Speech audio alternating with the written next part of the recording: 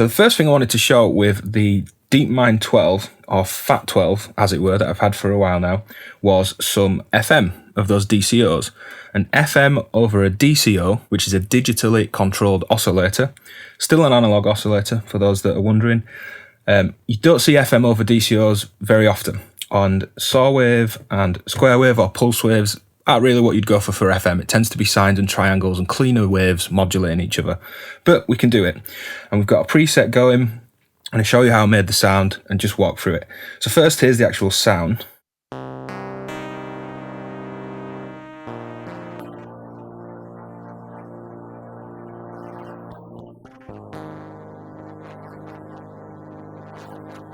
You may notice a little bit of pressure.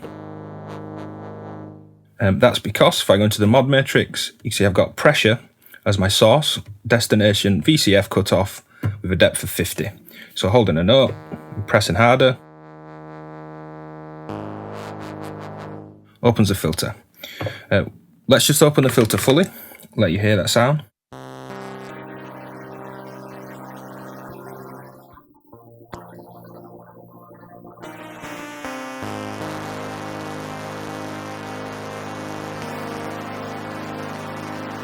Nice rich wave.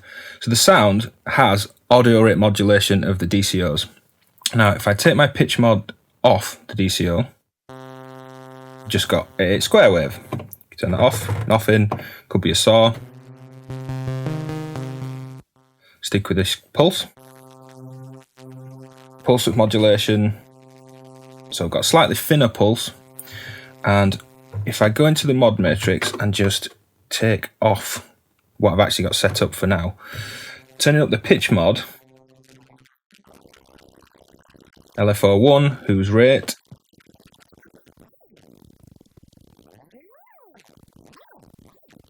will go up to audio. And you can hear this pitch mod depth acting as our FM index. Around this sort of mid area, just hold a chord.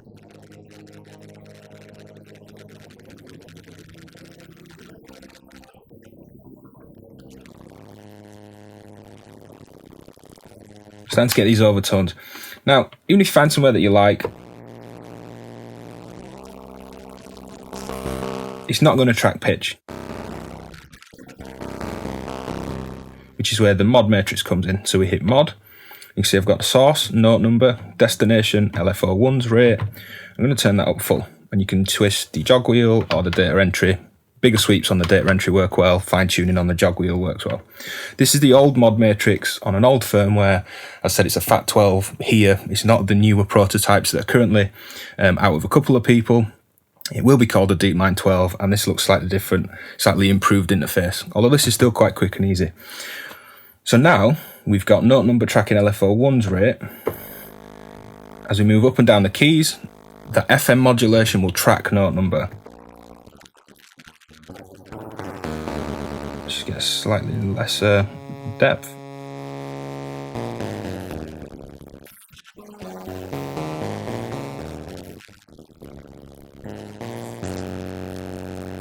And that's all that I've got set up here. Playing that initial patch again.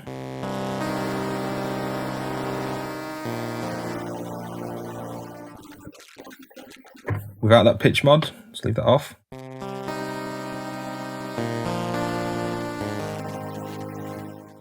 And on again.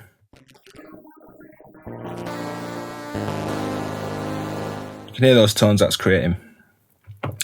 Going back to how the preset's set, we can see that we've got the start tells this is adjusted, which is fine. I'm just going to back that filter off a little bit.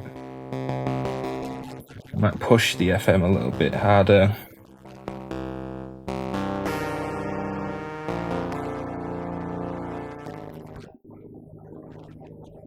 Just back that back off. And again, if I take it off,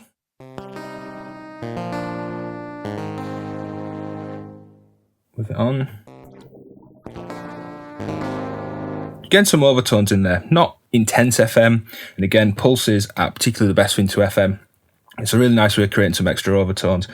Now that macro or rather the mod wheel, that you can treat as a macro controller because you can route it to anything. In the mod matrix, I've just got simple DCO2 level control on the mod wheel. I could do that simply just turning the level up.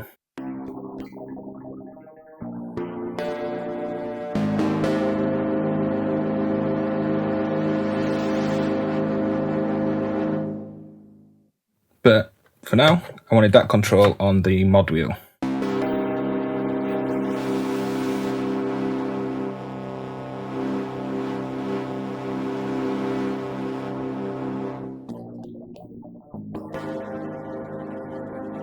Bit of a different sound. We can make this unison, we can add some effects. Let's quickly just add a room reverb. Let's go big delay, sort of 8-9 seconds. Big decay, sort of 8-9 seconds. And we've got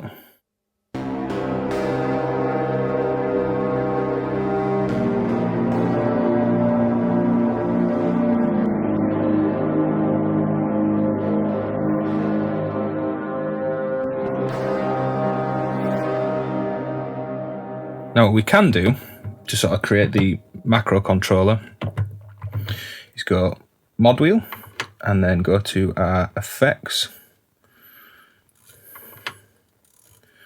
and we've got FX1 mix. Let's go fully wet on that. Tell you what, let's add a chorus after it as well, just because we can. And then what we want to do is actually turn the mix down on the reverb, and then we turn the macro up on the mod wheel, fading in, DCO2 and our reverb.